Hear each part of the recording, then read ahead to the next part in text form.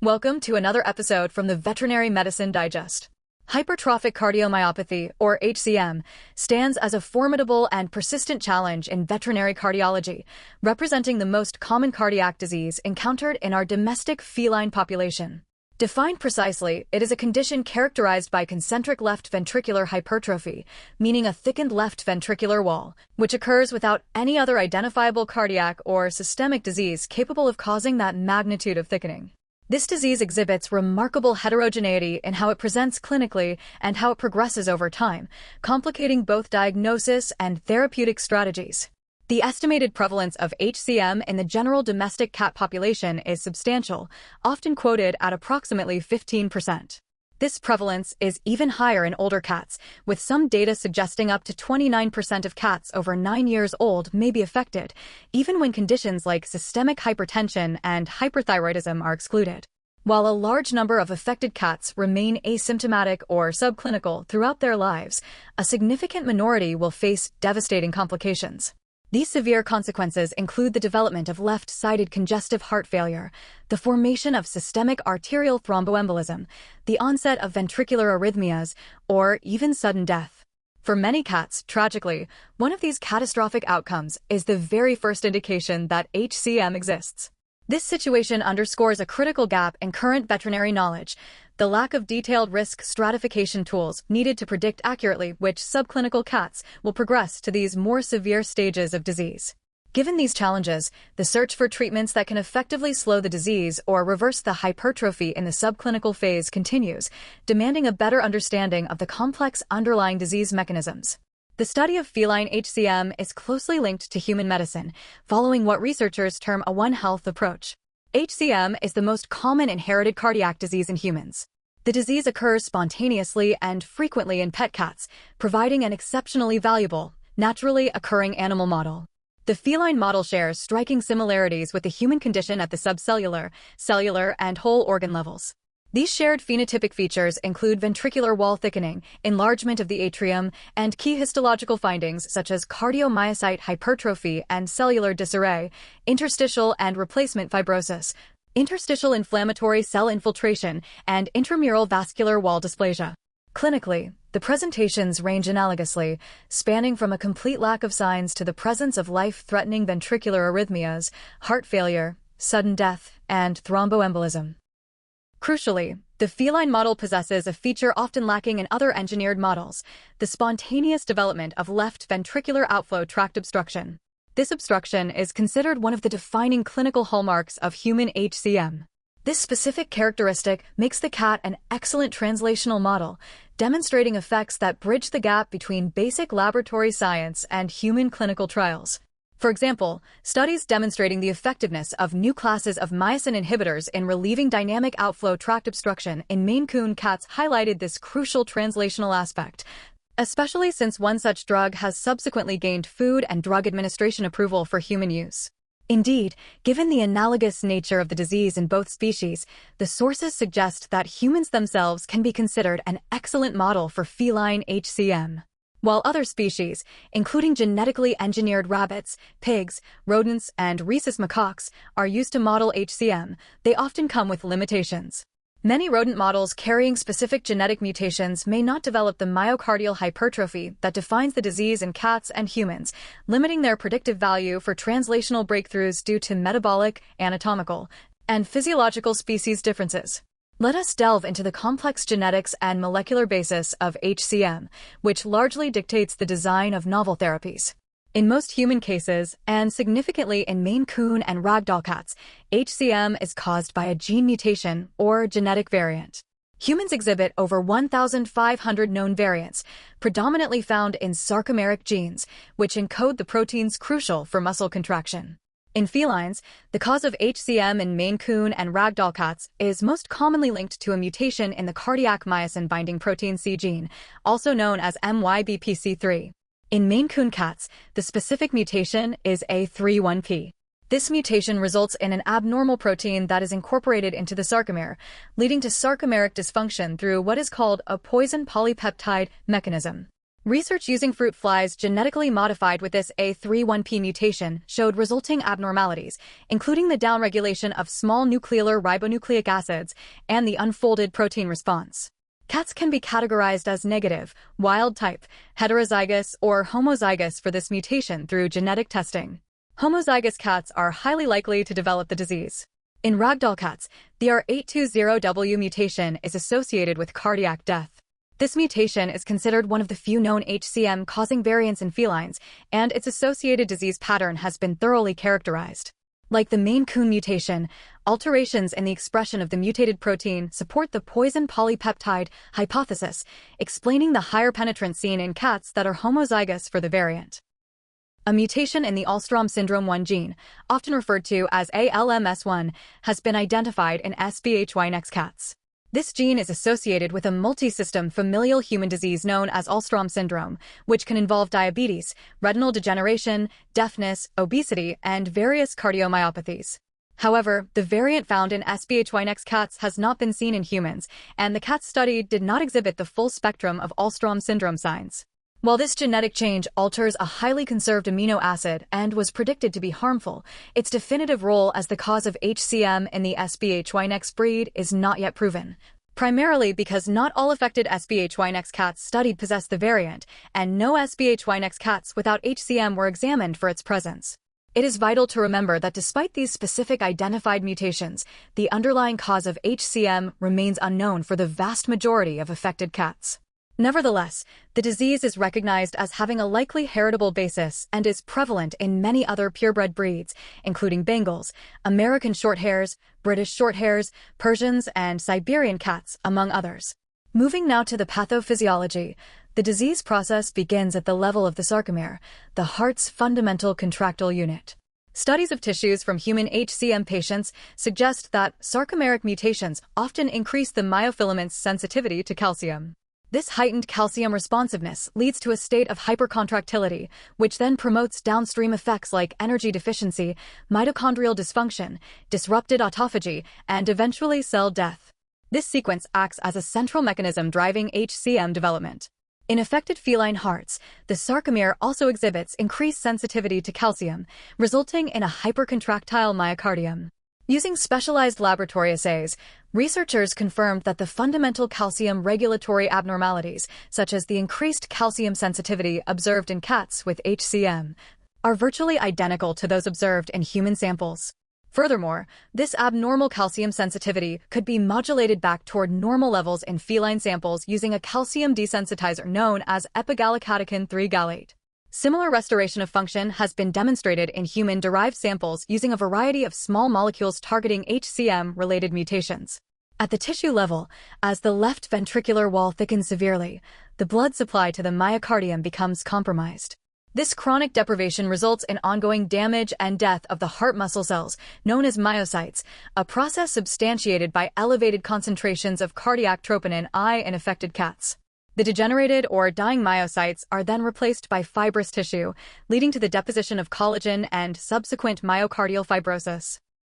The heart develops hypertrophy as a compensatory mechanism, but this change comes hand in hand with altered ventricular compliance, which sadly exacerbates fibrosis and further impairs overall function. Pathological examination commonly reveals interstitial matrix augmentation, myocardiocyte disarray, myocardial replacement fibrosis, and intramural coronary arteriosclerosis. Recent innovative research has focused on the regulatory network involving micro-ribonucleic acids, or micro-RNAs, within the feline myocardium. Micro-RNAs are small molecules that regulate gene expression and hold promise as valuable biomarkers. One study investigated preserved myocardial tissue from cats with primary HCM, secondary HCM, and healthy controls. The results indicated altered expression levels of several sarcomeric genes. Specifically, the messenger ribonucleic acid expression levels of troponin T2, myosin heavy chain 7, myosin binding protein C3, and tropomyosin 1 were significantly upregulated in primary HCM compared to secondary HCM. Conversely, actin cardiac 1 was downregulated. Interestingly, troponin I3 showed no significant difference. This research also explored microRNA as that target sequences complementary to these sarcomeric genes. Several microRNAs, including microRNA1225P, microRNA3383P, microRNA484, microRNA3703P, microRNA92B3P, microRNA375, were significantly upregulated in secondary HCM compared to control groups. MicroRNA30 was the lone exception, showing downregulation. Most notably, microRNA3703P, which is a known crucial regulator of myosin-binding protein C3, demonstrated an expression level 4 times higher in primary HCM compared to secondary HCM. Researchers suggest that analyzing a panel of these microRNAs could serve as a promising prospective biomarker panel for detecting silent or suspected HCM. This utility is supported by the fact that microRNAs are highly stable in biological samples compared to messenger ribonucleic acids. Now, turning to clinical practice, the diagnosis of HCM often presents difficulties due to the subtlety and heterogeneity of the disease.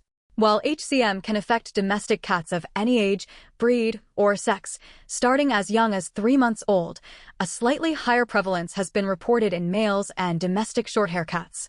Physical examination findings are highly variable. Many cats suffering from subclinical HCM are silent, meaning they exhibit no auscultatory abnormalities at all. However, a parasternal systolic heart murmur is reported in up to 80% of cats with subclinical HCM, compared to only 30 to 45% of healthy cats. The presence of any heart murmur suggests HCM is more likely than in a cat without one.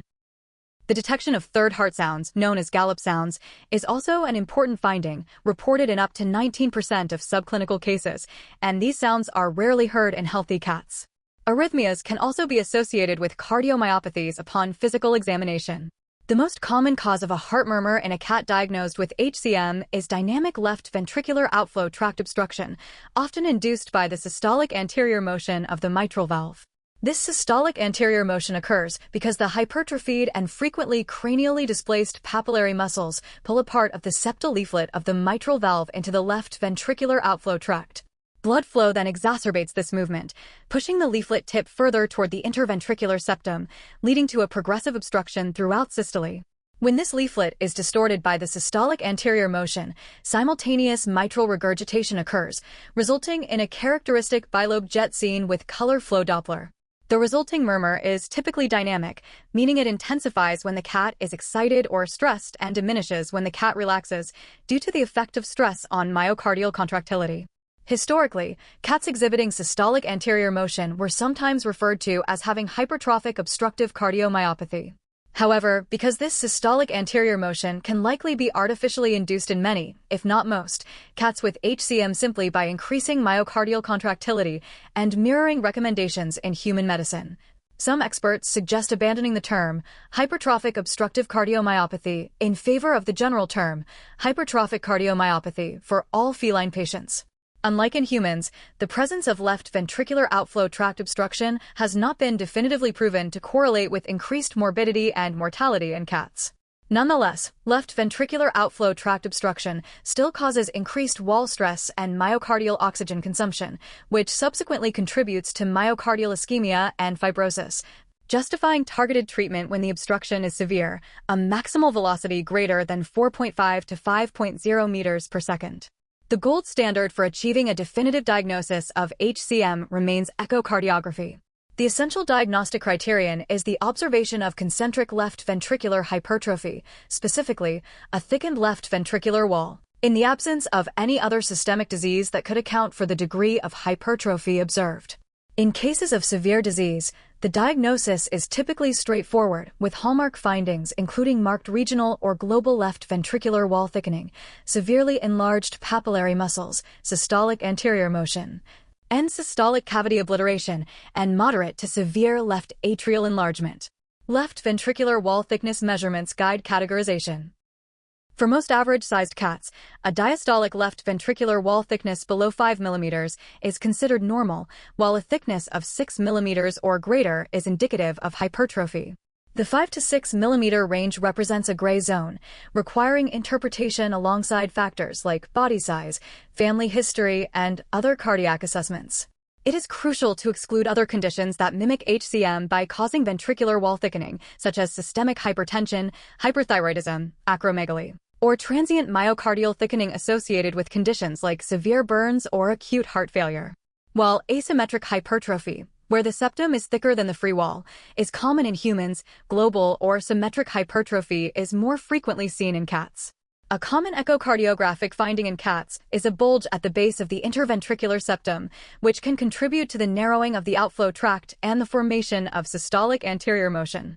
Beyond structural changes, HCM is characterized by diastolic dysfunction, meaning the ventricle struggles to relax and fill correctly.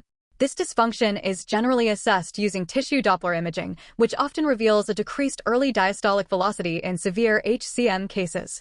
Left atrial enlargement is another crucial finding, as a severely enlarged left atrium suggests the cat is either currently in heart failure or at high risk of developing it, or suffering arterial thromboembolism. The presence of spontaneous echocardiographic contrast, sometimes described as smoke, may be seen in the left atrium, indicating blood stasis and increasing the risk of clot formation. Cardiac biomarkers provide valuable supplementary diagnostic information, but are not sufficient for a definitive, standalone diagnosis. N-terminal pro-B-type natriuretic peptide is a biomarker released in response to cardiac overload or distension.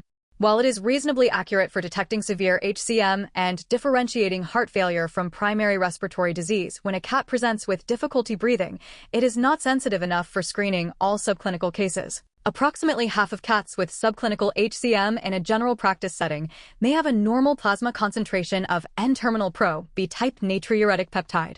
Concentrations greater than 99 picomoles per liter generally suggest mild to severe HCM, but echocardiography is still needed for confirmation. Cardiac troponin I, an indicator of myocyte injury, is elevated due to ongoing heart muscle damage, and its concentrations are particularly higher in cats exhibiting systolic anterior motion. Arrhythmias are a significant, yet complex, component of HCM. Various rhythm disturbances have been documented, including atrial and ventricular premature complexes, atrial and ventricular tachycardia, and atrial fibrillation. A standard resting electrocardiogram has low sensitivity for detecting sporadic arrhythmias. Therefore, 24-hour ambulatory electrocardiography, known as Holter monitoring, is a much more sensitive method for detecting these electrical disturbances over an extended period.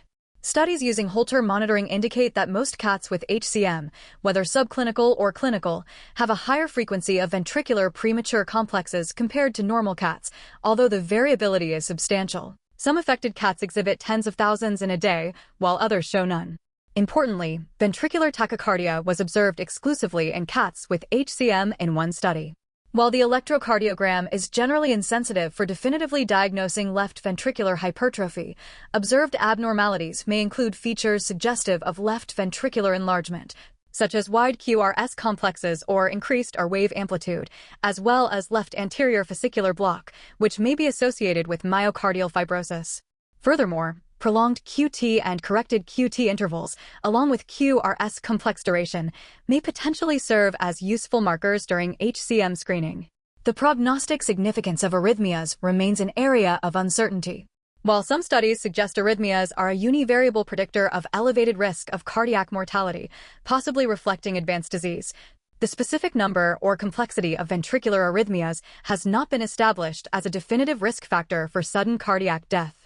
The link between myocardial fibrosis, ventricular arrhythmias, and the risk of sudden cardiac death in cats has yet to be clearly defined. Prognosis in feline HCM is heavily dependent upon the stage of disease progression. Many cats presenting with mild to moderate disease may never progress to the more severe stages and consequently enjoy an excellent prognosis. However, a significant minority will progress. Cats identified with severe left ventricular wall thickening and moderate to severe left atrial enlargement, those categorized as stage B2, are considered to be at high risk of progressing to congestive heart failure or suffering an arterial thromboembolism. The American College of Veterinary Internal Medicine consensus established a standard staging system to classify the clinical impact of HCM. Stage A includes cats that are genetically predisposed to the disease, such as Maine Coons and Ragdolls, but who currently show no evidence of myocardial changes. Stage B describes cats who have HCM confirmed but are not yet showing any clinical signs of heart failure. This stage is subdivided. Stage B1 includes asymptomatic cats with mild changes considered to be at low risk of life-threatening complications. Stage B2 encompasses asymptomatic cats deemed at higher risk of complications, typically indicated by moderate to severe left atrial enlargement. Stage C is assigned to cats that have experienced signs of congestive heart failure or arterial thromboembolism, even if those signs have been successfully managed. Finally, Stage D classifies cats suffering from signs of congestive heart failure that are refractory, meaning they are unresponsive to standard medical treatment. Prognostic indicators suggesting a worse outcome often include older age at initial presentation, the absence of a heart murmur, the presence of a gallop sound or arrhythmia, and advanced signs of cardiac remodeling. Specifically, echocardiographic variables strongly associated with a greater risk of cardiac death include extreme left ventricular hypertrophy, typically defined as 9.0 mm or greater, decreased left ventricular systolic function, a fractional shortening of 30% or less, decreased left atrial systolic function, regional wall hypokinesis, which may reflect chronic myocardial infarction, and an overall restrictive diastolic filling pattern. Cats that develop congestive heart failure secondary to HCM usually face a terminal disease, with median survival times often measured in months, not years. However, cats whose heart failure was clearly precipitated by external factors, such as high stress, aggressive intravenous fluid therapy, or corticosteroid administration, may experience longer survival times once these exacerbating factors are managed. When it comes to treatment, the historical lack of effective therapies has driven extensive research toward novel, targeted agents. For subclinical cats classified as Stage B1, the current recommendation is limited simply to annual monitoring, as no traditional medication, including calcium channel blockers like diltiazem, beta blockers like Atenolol, or angiotensin-converting enzyme inhibitors, has been proven to reverse hypertrophy or slow disease progression in this stage. Indeed, one study specifically found that Atenolol administration did not prolong 5-year survival in cats with subclinical HCM, nor did it reduce concentrations of cardiac biomarkers or improve quality of life. Some experts advise caution with the use of beta blockers unless the cat has severe dynamic left ventricular outflow tract obstruction, partly because the act of medicating can itself cause stress. For higher-risk subclinical cats categorized as Stage B2, regular monitoring is crucial, especially concerning the development of severe left atrial enlargement. At this stage, thromboprophylaxis is recommended to reduce the risk of arterial thromboembolism, which occurs due to sluggish atrial blood flow resulting from diastolic dysfunction. The standard approach for preventing both first-time and recurrent arterial thromboembolism is the use of the antiplatelet drug clopidogrel, typically given once daily. Newer protocols involve dual therapy, combining clopidogrel with factor Xa inhibitors such as rivaroxaban. Research suggests that this combination therapy is highly effective at reducing platelet activity and thrombin production, potentially offering greater protection than clopidogrel alone, with adverse effects limited mostly to minor bleeding in a small number of patients. Once a cat progresses to Stage C, congestive heart failure, or Stage D, refractory congestive heart failure, management changes dramatically. The priority is controlling heart failure symptoms, primarily using loop diuretics such as furosemide or torsemide. Furosemide is typically the initial choice, but torsemide, which exhibits higher bioavailability and a longer duration of effect, is often used when cats become refractory to high doses of furosemide. Other conventional treatments include spironolactone, which evidence suggests may safely prolong survival in cats with heart failure, often used alongside a loop diuretic and sometimes an angiotensin-converting enzyme inhibitor. Angiotensin-converting enzyme inhibitors are generally considered relatively weak therapeutic agents, and some experts suggest they can be safely discontinued to minimize the stress of medication administration for the patient. Taurine supplementation is also recommended for cats suffering from global left ventricular systolic dysfunction. The use of pimobendan, a positive inotropic drug, in HCM remains somewhat controversial. Although there were theoretical concerns that it could worsen systolic anterior motion by increasing myocardial contractility, studies suggest pimobendan administration is generally safe in cats and does not typically exacerbate systolic anterior motion. However, studies evaluating its impact on survival in cats with heart failure secondary to HCM have yielded mixed results. It is usually considered acceptable to use pimobendan in cats with congestive heart failure who do not have clinically significant left ventricular outflow tract obstruction, or if systolic dysfunction is present. Given the limitations of existing drugs, the most promising advancements lie in novel therapies that directly target the fundamental pathophysiology, particularly the mechanism of hypercontractility and hypertrophy. This research has led to the development and testing of specific small molecule inhibitors, mavacamten, aficamten, and rapamycin. First, mavacamten is a small molecule inhibitor of sarcomere contractility. It acts by reversibly inhibiting the cross-bridging between actin and myosin. In doing so, it successfully reduces cardiac myosin heavy chain adenosine triphosphate activity and contractility in a dose-dependent manner. In laboratory studies using a transgenic HCM mouse model, mavacamten effectively prevented the development of ventricular hypertrophy, myocyte disarray, and myocardial fibrosis, while also dampening the expression of hypertrophic and profibrotic genes. In Maine Coon cats with obstructive HCM, a study demonstrated the drug's efficacy in acutely relieving dynamic left ventricular outflow tract obstruction. This revolutionary drug has since received Food and Drug Administration approval for use in humans with HCM. Although currently unavailable in veterinary medicine, mavacamten shows immense translational potential for treating clinical feline HCM. Second, aficamten is characterized as a next-in-class cardiac myosin inhibitor, also specifically targeting actin-myosin interactions to decrease contractility. Perspective: randomized crossover studies utilizing purpose-bred Maine Coon cats harboring the A31P myosin-binding protein C3 mutation with obstructive HCM evaluated the effects of single oral administrations of aficamten at doses of 0.3 and 1.0 milligrams per kilogram.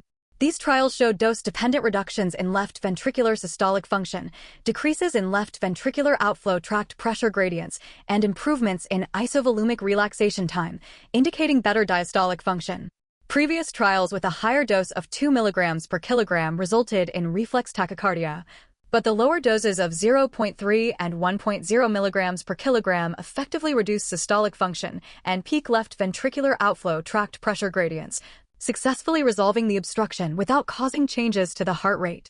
Researchers concluded that the optimal therapeutic dose range appears to be between 0.3 and 1.0 milligrams per kilogram. Aficamten is currently undergoing Phase 3 clinical trials for Food and Drug Administration approval in humans with obstructive HCM. Finally, rapamycin, also known as sirolimus, is under investigation for the treatment of HCM in cats. Rapamycin is a macrolide that inhibits the mechanistic target of rapamycin, or mTOR.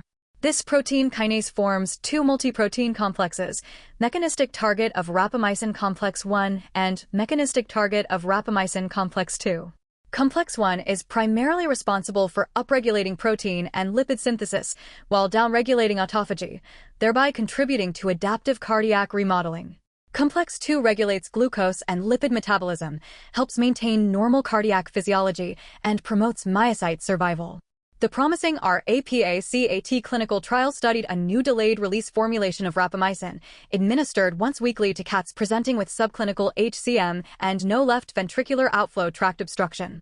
Cats were randomized to receive a placebo, a low dose of 0.3 milligrams per kilogram, or a high dose of 0.6 milligrams per kilogram over a 6-month period. The findings demonstrated that the low dose of delayed-release rapamycin resulted in a statistically significant reduction in the maximum left ventricular wall thickness compared to both the placebo and the high-dose group. The drug was generally well tolerated at both doses. The superior effect seen with the low dose is hypothesized to stem from its successful inhibition of mechanistic target of rapamycin complex 1, whereas the higher dose might inadvertently activate mechanistic target of rapamycin complex 2, offsetting some beneficial effects. This suggests that delayed-release rapamycin holds potential to prevent or delay progressive left ventricular hypertrophy in subclinical feline HCM. This formulation is currently undergoing Food and Drug Administration review for the treatment of subclinical feline HCM. Further long-term studies are necessary to confirm whether these encouraging effects on cardiac remodeling translate into lasting improvements in survival and quality of life. Feline Hypertrophic Cardiomyopathy remains a complex and challenging disease for veterinary professionals, primarily due to the vast heterogeneity in its presentation, genetic origins, and often unpredictable course. The difficulty in predicting which subclinical patients will progress to life-threatening cardiac events has long limited effective early intervention. However, the continued integration of research into naturally occurring animal models and advanced molecular pathways has yielded significant breakthroughs in the realm of targeted therapeutics. The advent of sarcomere-specific inhibitors like mavacamten and aficamten, which target the fundamental mechanism of hypercontractility, offers the first real paradigm shift in treating this disease, moving beyond nonspecific, symptom-focused management. Similarly, the repurposing of drugs like rapamycin to modulate the mechanistic target of rapamycin pathway provides a molecular avenue for curbing the underlying process of hypertrophy. The fact that low-dose delayed-release rapamycin has demonstrated the ability to halt or delay the progression of left ventricular wall thickening in asymptomatic cats is a finding of profound importance. As clinical trials continue to define optimal dosing and evaluate the long-term impact of these novel agents, the future holds immense promise for improving both the length and quality of life for our feline companions afflicted by hypertrophic cardiomyopathy. This collaborative, interdisciplinary research approach continues to prove invaluable, ensuring that advancements benefit both human and veterinary patients struggling with this myocardial disorder. Thank you for listening. The titles for the referenced papers are in the video description.